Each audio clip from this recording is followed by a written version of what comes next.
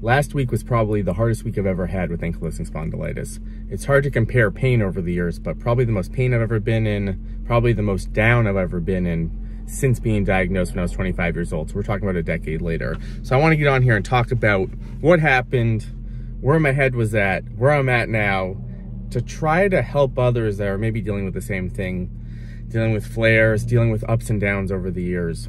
And I want to get to my overall theme today is, sometimes you just got to get through it. You just got to get to the other side. You got to get through it somehow. But when we're stuck in it, when we're stuck in the flare, it's almost sometimes impossible to get out of that mindset. So I want to talk about what happened. You know, for me, I've been dealing with bilateral sacroiliitis. So SI joint pain, inflammation since 24-25. Since I got an x-ray when I was first diagnosed, I already had bilateral sacroiliitis. So the SI joint was damaged. And I actually started getting sciatica in my early 20s from that. So I've been dealing with kind of the sciatica hip pain for 14, 15 years. And I've had bouts of sciatica. It's gotten better over the years because of how much effort I've put into it.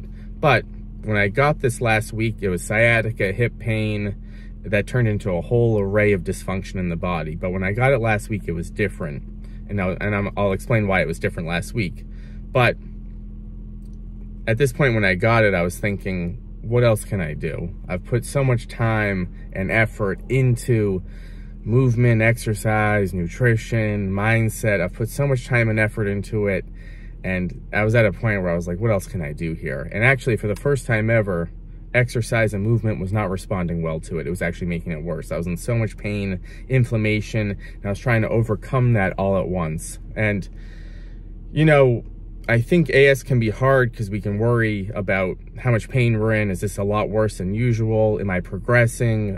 Where am I at today compared to where I was? So we can kind of think of all these things at once, and that was what I was doing. I couldn't believe how tight my body was. Things that were tight that were never tight before. And this was actually from something that was really small. My kind of hip was out of alignment. It caused SI joint pain, which caused my whole body to tighten up. And in reality, I just needed a couple days rest. Today, a week later, I'm feeling much better. I'm back into my routine. But when I was stuck in it, I couldn't get out. It was very hard to train my clients.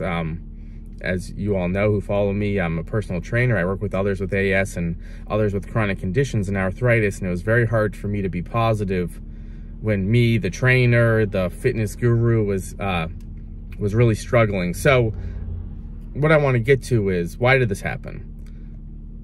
I was not doing everything that I usually do.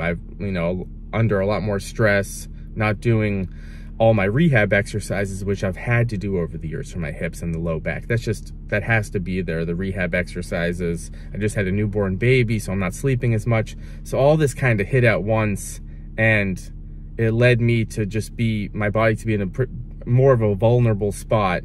And this is what caused kind of that SI joint pain, the hip pain, but caused dysfunction everywhere. But in my mind, I took the dysfunction everywhere with everything going on. I took that as, I'll never get past this. But a few days later, we're past it, and I wish I could take this moment and put me back into last week, because I was struggling. I was just so tired from all the work I've put in. I couldn't believe how much pain I was in. I couldn't believe that could still happen after, I've done pretty well with this. I've had flares over the years. I've had tightness, but I've always been able to overcome it. And last week I couldn't overcome it. So what I want to get to is, it's so important to maybe recognize that this might happen, but we got to just get through it. Because on the other side, we just got to get back into whatever we're doing to stay healthy.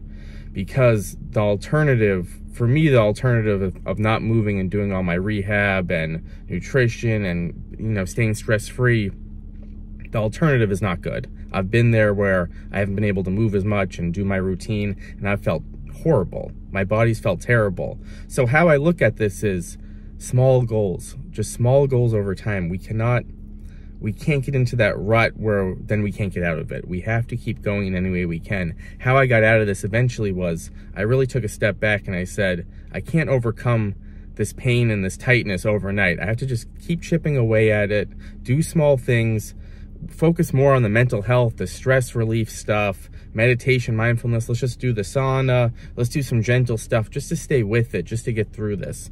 So on the other side of things, I'm back at it. I'm going harder than ever, but a little smarter this time. I'm not forgetting about the small things. I'm not forgetting about the rehab exercises, the physical therapy-like exercises, resistance bands. I'm strengthening the hips, the glutes, the core, and I'm getting back into my routine. But the moral of the story is sometimes AS is going to be challenging, but the most important thing is we just have to get through those flares into the other side, and we got to use that as motivation to keep going. That's what I've tried to do over the years. When I've dealt with sciatica, on the other side of it, I've tried to harness gratitude.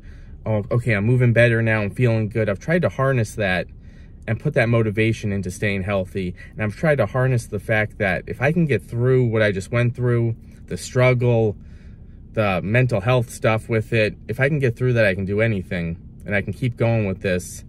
And let's see how far you can go after going through kind of such hardship. But when you're in the moment, just do the best you can. That's it. With AS, and everyone who has AS, you just gotta do the best you can in the moment. And when you're on the other side of it, remember those hard times, and remember what you overcome, and keep going with it. Keep trying different things. We can't stop. That's the #1 rule with AS. You can't stop, but we gotta go about it in a smart way. We can't try to do too much. We gotta just keep chipping away at it, and you'll see over time that we can keep going, keep feeling better, and keep striving for more. See you next time.